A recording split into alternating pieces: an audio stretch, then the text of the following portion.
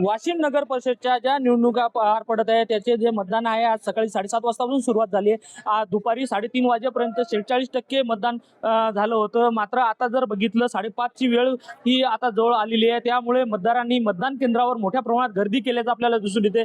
सायंकाळचा ह्या वेळ असून या ठिकाणी मोठ्या प्रमाणात आपल्याला या ठिकाणी मतदार आपल्याला गर्दी करताना दिसून येते।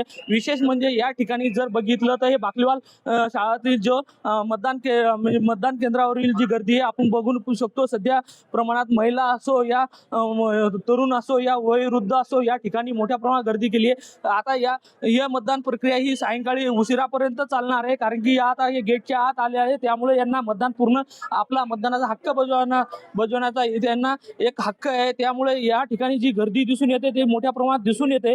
यामुळे आता उद्या जे निकाल लागणार आहे यामधूनच उमेदवाराचं भविष्य आपल्याला उद्या निकालातून समोर येणार आहे। कॅमेरामन सचिन राणेसह विठ्ठल देशमुख, TV9 मराठी, वाशिम।